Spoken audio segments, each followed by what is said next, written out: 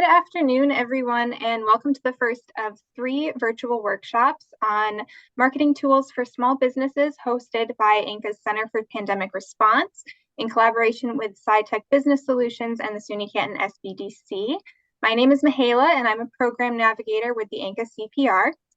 Quick agenda for today. We're going to go over some housekeeping for today's session. I'll give a brief introduction to Inca and the CPR for anyone joining us for the first time, and then we will move on to the main presentation.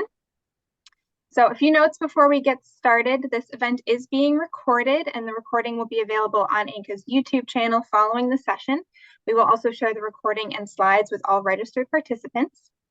If you'd like to update your name as it appears on Zoom or add your pronouns, you can click the participant button at the bottom of your screen and select rename from the drop-down options next to your name. If you'd like to introduce yourself with your name and your business name in the chat, please feel free to do that as well. Participants will be kept muted during the presentation, but you can type any questions you have into the chat and I will read them aloud. And we'll also have time for Q&A and a short discussion at the end of the presentation. And at that time, you'll be able to unmute and ask questions. So a quick introduction to Inca and the Center for Pandemic Response. So Inca is a nonprofit organization based in Saranac Lake, and we serve the 14 northernmost countries of New York. Our vision is a new economy that works for all, with the goal of building prosperity across northern New York and focusing on creating and sustaining wealth and value in local communities. We work across these 4 main service areas: small businesses, food systems, clean energy, and diversity and inclusion. The Inca CPR is a small business services group that serves as a single point of contact for businesses, nonprofits, entrepreneurs to access the programs and services provided within these 4 program areas and connect folks to our expert partners in the region. We work with a number of great partners, including CITEC Business Solutions and the SUNY Canton Small Business Development Center, both of which you'll meet over the course of this series. And this is the more detailed version of the work we do. So if you aren't yet enrolled in Inca CPR, and you think what some of these services might be of use to you, feel free to connect with us and we can get you started. So joining us today to present on marketing goals and concepts is Aviva Gold from CITEC Business Solutions. Aviva leads marketing and communications at CITEC. She has a background in media production, graphic design, management, and development, and she is known for forging comprehensive communication strategies that focus on goals and results. So thank you and welcome, Aviva. And with that, I'm going to hand it over to you. Hey there. It's great to be here this afternoon. Welcome to this marketing workshop. It's a three-part series, as was just mentioned. Today we're covering some basic concepts in marketing and some goal setting ideas, and then the next workshop will involve an actual template that you can use. You'll be provided with ahead of time, actually at the end of this series, to actually fill in and begin a marketing plan. And then that's on April 4th. On the 18th, Michelle Collins, I think it is, of the SBDC. Is that right? Okay. That's correct. We'll be working with people on social media, what sorts of social media might work best for your business, how to optimize your content, that kind of stuff. So we're going to go ahead and get started. Just really quickly, a little bit about CITEC. We're kind of a mysterious organization, sort of like Inca, with a lot of things going on. CITEC Business Solutions been around for about 30 years, and we're consulting and training to help North Country businesses grow. We focus on the 7-county North Country, the 7-county North Country region, so a little bit smaller footprint than Inca. And we're part of a national program called the MEP National Network, that stands for Manufacturing Extension Partnership. That is a program to strengthen manufacturing in the United States.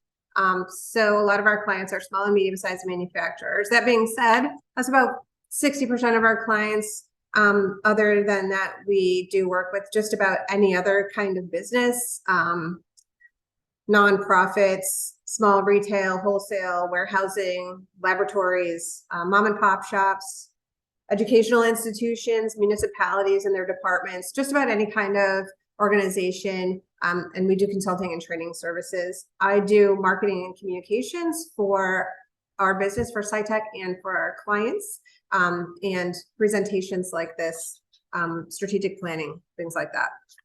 So that's me. I don't know who all is in the room. We're not gonna go around. There's kind of probably too many to go around with introductions, but if you guys could just type into the chat who you are, maybe your business name, quick, if it's not obvious from your business name, what your business does, that would be great. So we all kind of know who's in the room, and that way I tailor my examples to your guys' businesses instead of you know, just kind of something random that might not be relevant to everybody. Oops. We're gonna go ahead and jump into this concept, the Pareto Principle. So like 100 years ago, a guy named Vilfredo Pareto determined that 80% of the wealth in Italy was owned or created by 20% of the population, which seems kind of quaint to us now. But anyway, that's not the point of this. The whole point of this is that this 80-20 thing ends up with all kinds of applications in business and marketing. So it often happens. It's not always it happens this way. It's not necessarily a goal, but it's just kind of a general concept that like around 80% of a company's revenue comes from 20% of the clients, or 80% of the revenue may come from 20% of your efforts. So like I said, this is not a hard and fast rule. It's just something that happens. So the point of that is you really kind of need to understand who your best customers are and how to nurture those relationships, and who are your most valuable customers, and where is the best place to put your marketing efforts? Where are you going to get the most bang for your buck?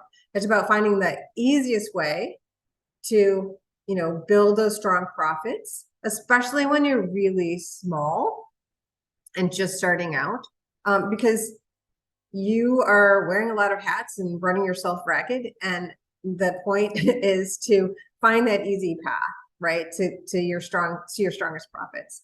You don't want to ignore that 20% or that other harder work, because some of those people are going to be part of your 80%, or they may represent like a new branch of your business that you're starting off, or something that you want to build, or something that you just prefer to do. That 20% is going to help you kind of determine, your growth in the future, where you want to take your business. But the point of this is that you need to really understand your best customers first. So, and I just want to, point out that if you have questions during this, go ahead and type them into the chat. You're going to be monitored, and I'm looking at it, and some Inca folks are looking at it, and we'll get you answers. You don't have to save them till the end. So, so who are your customers? There are a lot of different ways to understand your customers and build customer profiles or whatever. Sometimes, to me, the quickest way is this classic ABC model. I think it's a Sandler sales technique. Kind of, label your clients A, B, and C. Who are your best customers? Where are your best customers coming from? Who aren't your customers, and how do you get them to become customers? So we have this little chart here in front of you. Your A customers, those are your best customers. They're your repeat customers. They do a lot of shopping with you. They don't shop around. They're just your customers. And if you're new and you're starting out, when you're thinking about these, you don't have your A customers yet. You want to think about who those A customers would be, or who you imagine they will be. They might not turn out that way, but if you don't have an A customer in your head at all, that's problematic. And imagining an A customer is a great place to start. But when you have those A customers, you want to sustain those relationships, right? Those are your greatest customers. You want to build those relationships. You want to add more people into this category. These are your 80% right there of your revenue. Not your 80% of your customers, right? Only 20% of your customers are going to be these people, but they're going to be most of your revenue. So you love these people and you want more of them. And your B customers, kind of like your pipeline for your A customer. They're similar. They're not quite as loyal. They're good customers, and you want to nurture those relationships too. Some of them may become A customers, right? And you want to sustain those relationships. You want to add more to this category too. Then there's your C customers. Maybe they've ordered from you once or twice. They bought something once. They're not great customers. It's not, I mean, you still love these people, right? They bought something from you, but you don't need to worry about them. You don't need to establish a relationship with them, spend a lot of time spinning your wheels with those folks. Then there's a D category, your non-customers. These don't get talked about a lot, but I mean, to me, they're my favorite, right? Because it's most of the world. You know, that's where you're going to find all your customers. That's where your pipeline is going to come in. So you want to imagine who those people are. Who are your potential customers that aren't your customers, that don't know about you, that kind of thing. So let's just do some examples. Say you're a coffee shop, your A customers. Imagine another column at the end of this, you know, to the right of this chart, or instead of the goals thing, it's your description of these customers. You know, your A customers may live, work, or go to school right in the neighborhood of your coffee shop. They're there every day hanging out, doing their homework or what have you. And they spend a lot of money on coffee. They love coffee. They live off of coffee. They're your A customers. And then your B customers, you know, drive by on their way to work. And if they have time, they're going to stop, or there's no snow on the ground, they'll stop and run in and grab a coffee. You'd love for them to be regular and every day, or stop and also have a pastry. And you have a relationship with these folks. And your C customers, they may stop in every now and then, like they're driving their mother-in-law to the doctor's office, or they just randomly were in town one day. You don't need to build a relationship with them. You love them, but you don't need to really focus your marketing efforts on them. And then there's who are your non-customers. You know, some of those people don't like coffee. They're probably never going to be your customer, unless you have another specialty, but and that's okay. But a lot of them are just people that don't know about you. Maybe there are people in your neighborhood that you haven't reached yet. So there are ways you want to describe those people. There are ways to reach them, but you can't reach them if you don't know what they look like. So you're going to describe them in this column. And then even I often go ahead and make another column where I name them. You know, who are those people? You know, Aviva and everybody. You know, who are those people? Put their names down so you can have a picture in your head of who these folks are, so that you can figure out how to reach them. This is a great way to know your customers. And Mahela is going to send you a copy of this in a spreadsheet that also includes a marketing matrix, the tools that we'll be using next time. So you'll have that. Are there any questions right off the bat about this ABC model, or I'm not seeing anything? So that's your customers. We're going to kind of switch topics right now and talk about a value proposition. This is marketing speak, but it's a useful concept, right? It's a value proposition is your unique selling point. You know, it's why your customers should buy your product from you, right? So it's going to sort of describe, you know, what is the problem that you solve for your customers? What's the benefit you offer? What distinguishes you from your customers? Why should I stop in your coffee shop and not another coffee shop? I mean, you know, what distinguishes you from your customers? There are a lot of tools online that you can look for to help you build a value proposition.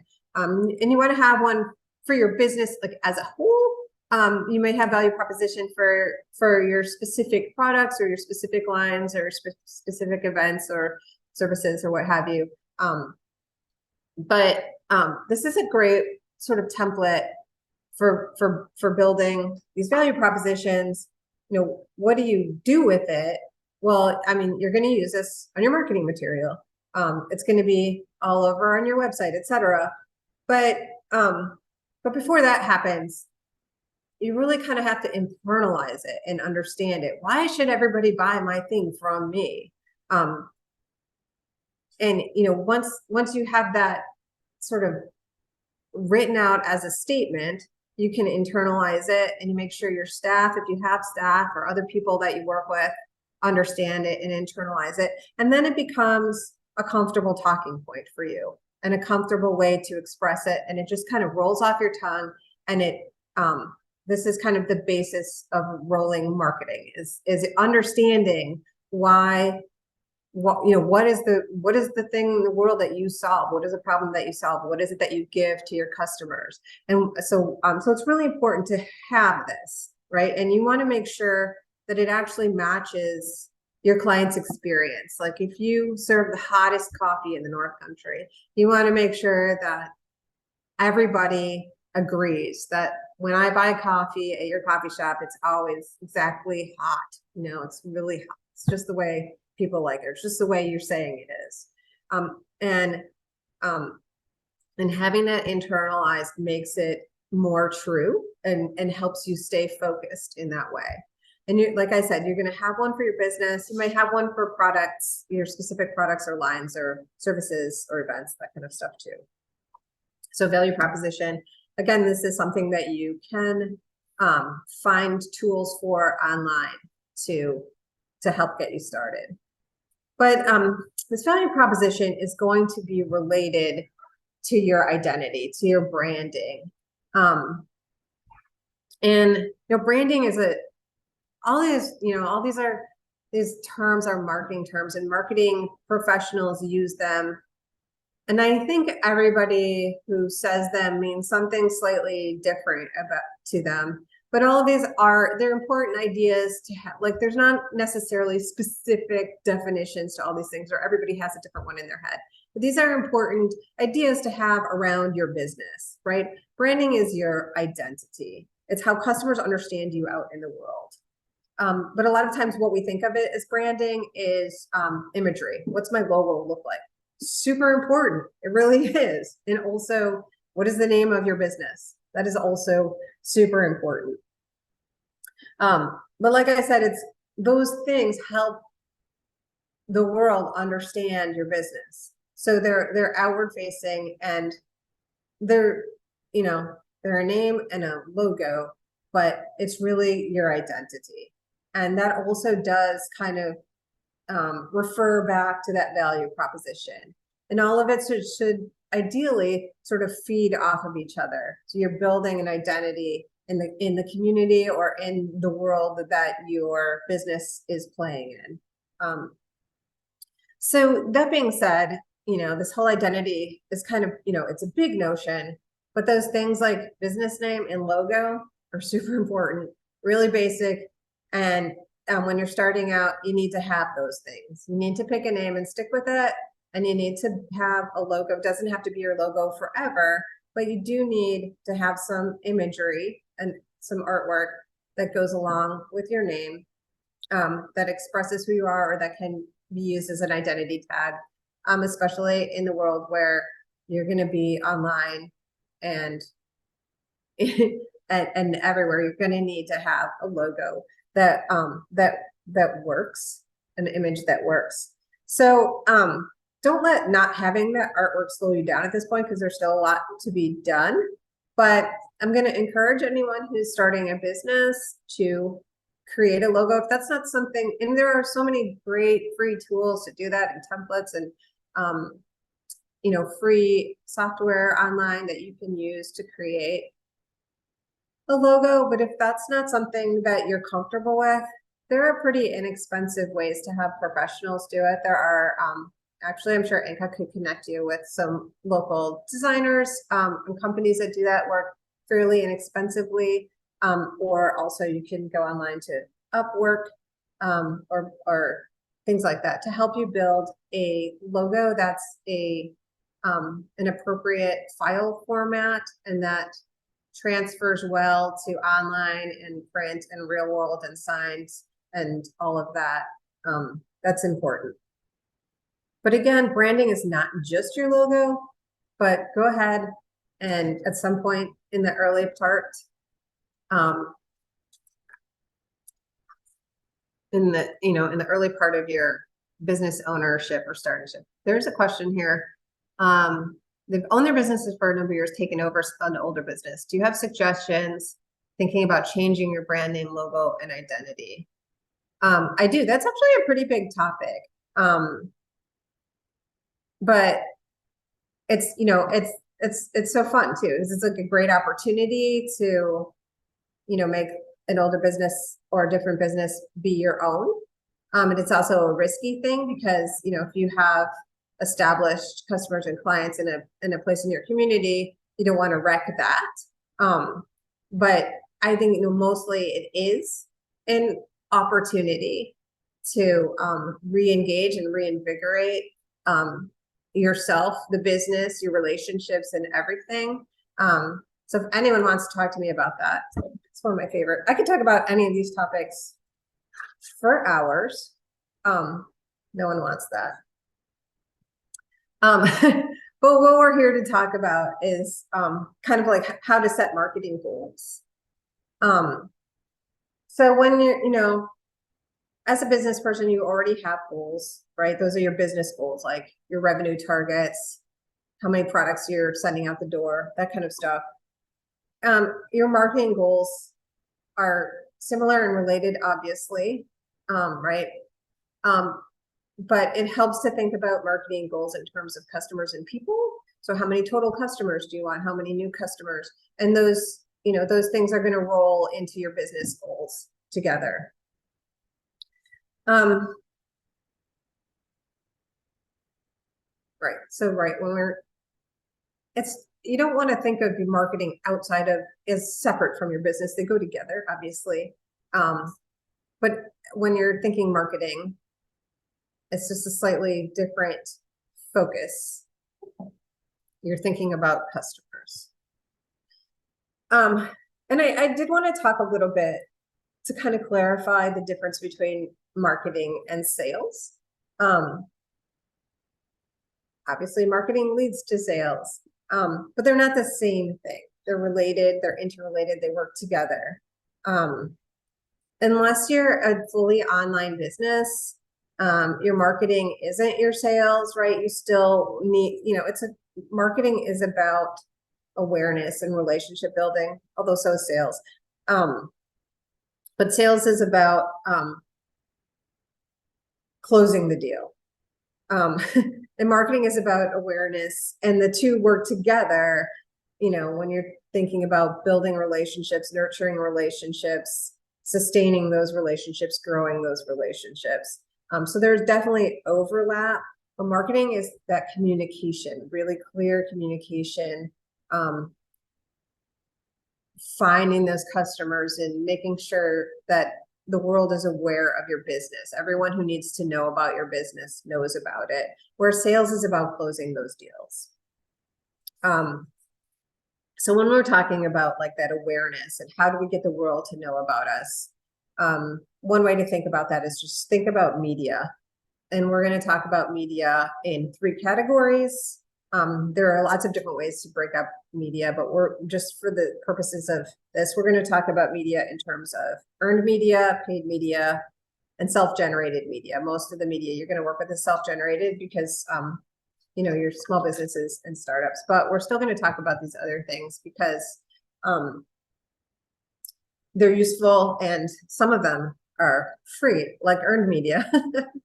So earned media, that's like when a newspaper or a magazine or a radio show or a podcast or a blogger or somebody, or, you know, a chamber newsletter does a story about your business or tells your business's story or promotes your business's product or event. And this is great because it's free. And so, you know, depending on your business and where your customers are coming from, you know, sending out those local press releases is super great. It's hard to develop relationships, really good relationships with media, like if your market is national or international, or if you know, but it's not impossible. So definitely, like if you're, you know, if you sell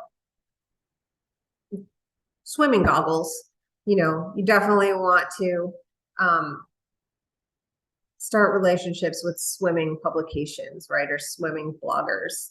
And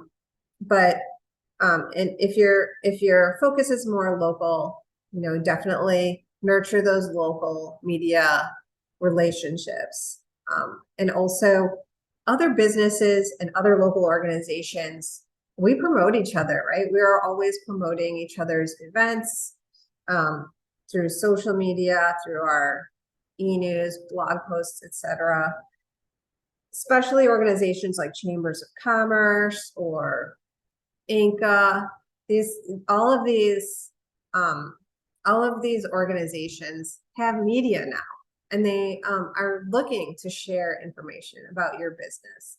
So you definitely want to consider that when you're thinking about marketing your business. What are the free media out there in the world that I can build a relationship with, who will help me tell my story?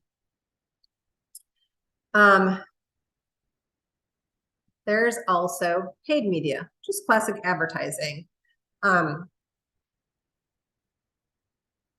not sure.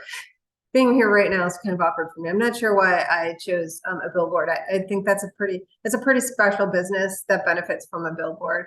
So I'm not suggesting that y'all go out and pay for a billboard. But if it's your thing, but it's just paid advertising. What we're talking about: billboards, web ads, Google AdWords, magazine ads, newspaper ads, radio ads, boosted posts on social media. So some of these things give you a lot of bang for your buck.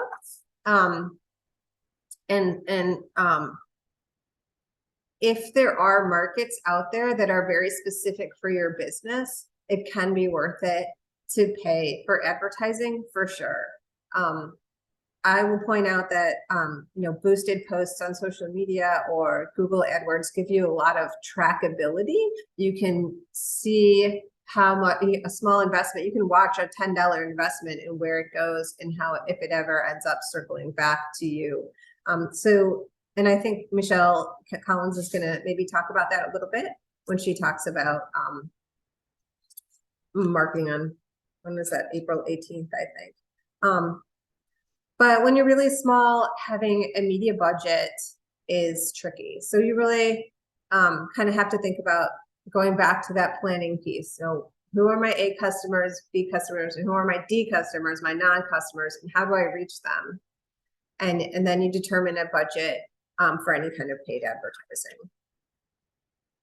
But most of what you're probably going to do is self-generated media, right? You're going to do a lot online, and you're going to, probably also produce other things. So this is going to be your website, all your social media, your blog posts, your blog, your YouTube channel, your podcast, your e-news, your e-blasts, all that stuff that you create. And so you have to kind of figure out what your capacity to create this stuff is. And I think that's really hard. That's why Michelle's doing a whole presentation about that. It's also other things that it's not all online, right? Your self-generated media might be flyers, they might be handouts, they might be giveaways with your name on it. They might be all of that stuff. Your sign on your building, if you have a building. I want to just be clear about this, though. I do think it's really important for every business to have an actual website. A lot of businesses feel comfortable flying by with a Facebook page as their online presence. But if your business needs an online presence, which I would say most do, you need to have an actual website that can be accessed outside of other software, right? That you can just go to in a browser without being a member of anything, signing into anything. And that's really important. So that being said, a lot of people are very intimidated about the idea of having a website. It can be expensive, or it feels like it can be expensive, but it's depending on your capacity and your budget. You can have a simple website provided. There are resources provided for a pretty low cost.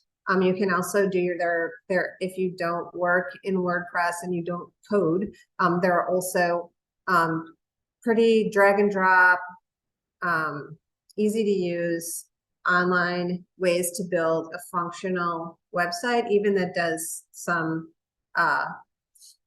commerce, some e-commerce. So I'm just going to go ahead and plug that a website is important. But anyway, all the rest of that self-generated media is something that you kind of need to plan out. And the way you plan that is you refer to your goals. You kind of think about, well, who do I want to reach? What's the best way to reach them? And then you can really determine how to use your time and your energy to get to your clients. So, oh, here we go. Oops.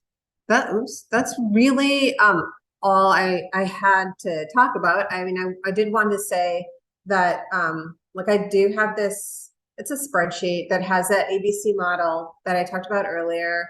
And I would go ahead and encourage all of you before you go on, or whatever, if you're coming next time for the next presentation, or just in your spare time, to kind of work through that ABC model of your clients, to build yourself a value proposition. And I do have this marketing matrix, which I think would be hard to understand without coming to the next presentation.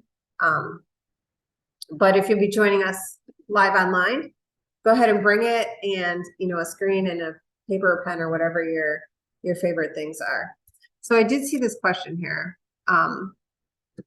but it's okay. So was that Lauren said, kind of pointed out that there are some website resources straight through Inca. Oh, Danny, did you want to go ahead and talk about that? Yeah, I can just talk about it. We'll send you an email follow-up, but we have a sort of like open source list of web developers in the North Country. So if you wanted to work with a professional, you can look at that list. We have a couple of videos that web developers made for us, and then we have some hours left through some of our programming if you do not have a website at all. So make sure you connect with Mihaela about that as a free resource that we may be able to connect you with. Okay. Yeah, that sounds great.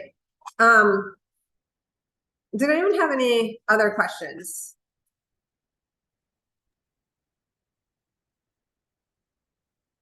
I do have one question that I've heard through one of our other marketing workshops. So if about the ABC model that might be relevant to this crowd too, which is if you're trying to decide like who you're using the ABC model, like who your clients are, and your like very best clients, and the B tier, like if somebody is trying to expand, so say they have a coffee shop and they want to start having scones, like how do they, and maybe this is part of the next presentation, but like how do they like decide how much is too much to like market all at the same time? Like now so now we have the hottest coffee in the North Country and we have the most fabulous scones. Like how to kind of narrow that down, or think about like what strategies should filter to the top. I've heard that a couple of times, so that might be just a question other people might be having. So. Yeah, I mean, I just wish there were some pat answers to that. It just depends on your business, right? So if you're good on the hottest coffee and you think you pretty much have every hot coffee, like super hot coffee drinker in the 12 county area, come into your coffee shop, one thing to do would be to ask all your clients, hey, do you guys eat scones too? And so your clients, you have relationships with those people. Those clients are going to let you know what else they need. And then you have to determine what suits you as a business owner. Maybe you hate scones. Maybe you're a pure muffin person. It's muffins only. If you want scones, you can go get your hot coffee somewhere else. We are muffins here. It kind of depends on what you want to do. And if it turns out that your customers and you have an alignment of what you want to do to grow your business, you can start out small. There are so many ways to do that. But I think the key there is, since you started talking about that ABC client, is your A clients, those are your key right there. Those are relationships that you already have. And if you are meeting one of their needs, you may be able to meet another one. I do see another question, the standard percent of revenue that should be budgeted for marketing. I have, I've seen, as a marketer, and Sabrina, I don't know if this is your question. I'll get to you next. I've seen this. This is, marketers have a number. Every marketer in specific industries have a number.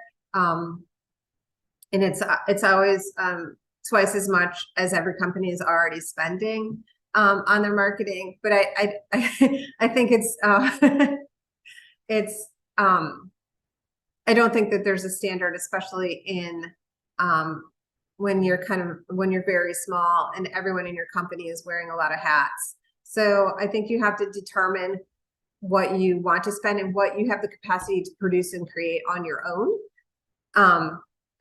and how much revenue you want to earn and how much of that revenue do you need to take away for your own life. So I wish there was a standard answer for that, but I'm not comfortable providing one.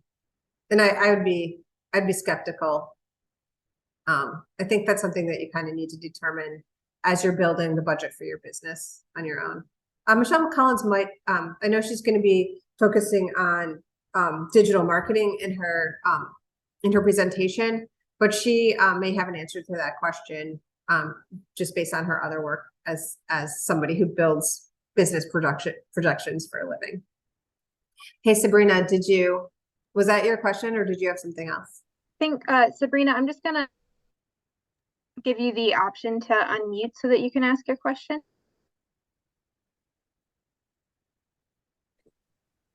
Can you hear me?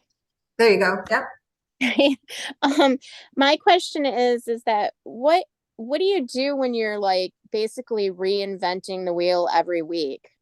We're a new shop and a lot of people don't know that we're there, and every week the clientele changes in our area as the tourist changeover changes week by week.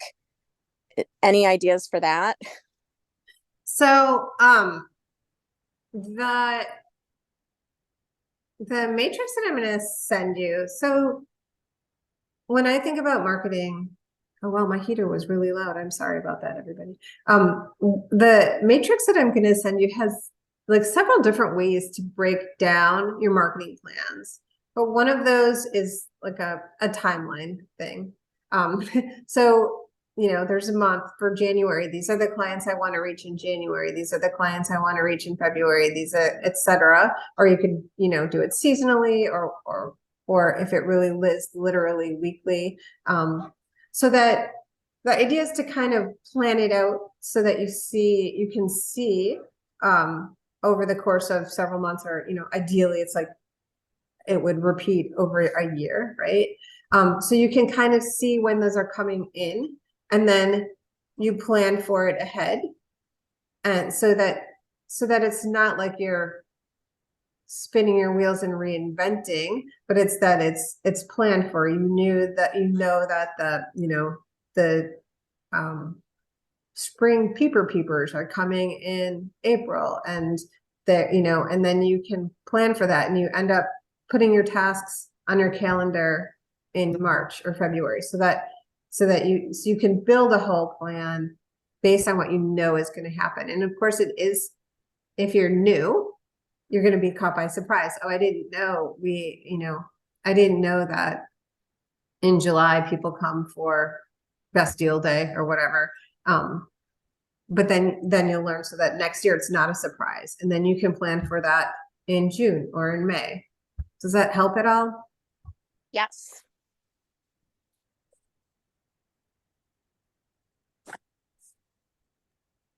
If anyone has more questions, you should have the option to unmute now if you'd like to ask them aloud, but you can put them in the chat again and we'll read them. I've got a wholesale bakery, and I was wondering if you had any ideas about marketing towards businesses rather than individuals. Yeah, absolutely. So, I can't see who's talking, but that's okay. Oh, sorry, I just accidentally scrolled. So marketing to businesses, you know, those businesses are your customers. So you still describe them in that ABCD model. What businesses are my best clients, or what businesses do I envision as my best clients? Who are they? Where are they? What are their names? You know, and you can still do that A, B, C, and D. Probably less likely to have very many C's, but that D thing. But those, you know, businesses are, in my experience, and are just as easy to describe in that way. And those will be your A, B, C, and D clients. Thank you. You know, B2B marketing is, in some ways, it's a different thing. Like, you wouldn't necessarily do as much social media, but you would, you know, it's the same idea as of building relationships and reaching out. I mean, a client is a client, whether they're an individual or a business.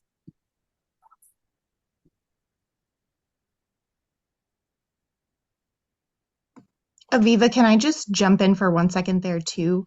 Yeah. I just wanted to mention, I put it in the chat too, but we also, so Inca does have a annual wholesale trade show specifically for very small maker and artisan businesses. And I know some of the folks who are here on the call today are doing that show.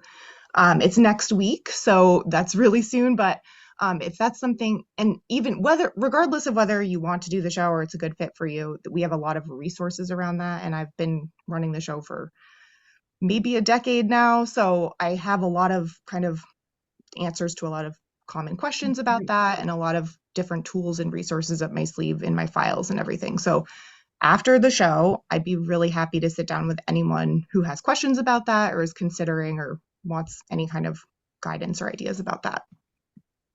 I'll put my email address in the chat. That's great to know, Lauren. That is, it's super interesting. I know that all of the resources in the community, including the SBDC and Inca and CITEC, you know, we all have these programs and we kind of know about each other, but I'm going to just go ahead and say it out loud. I didn't realize that you had that deep of resources for exactly this particular thing. It's really great to know. And, you know, I'll certainly be sharing that now that I understand that in that slightly different way. So thank you. Yeah, thank you.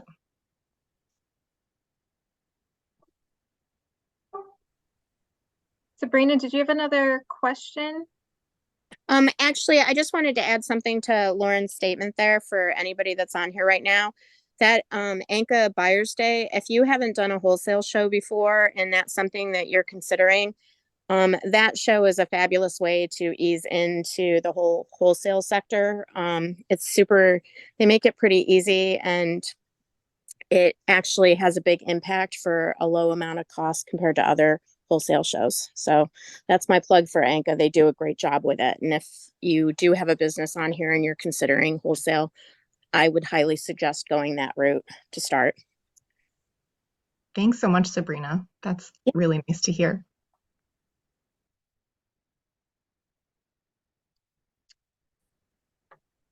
Any other questions for Aviva or about anything, any of the resources we've talked about today?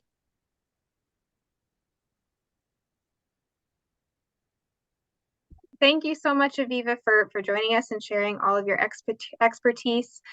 Again, if anyone has more questions later, we'll be sending out an email following this program with the recording of Aviva's slides, and we'll also share information about some of the resources we talked about today and contact info for folks if you have any of those questions.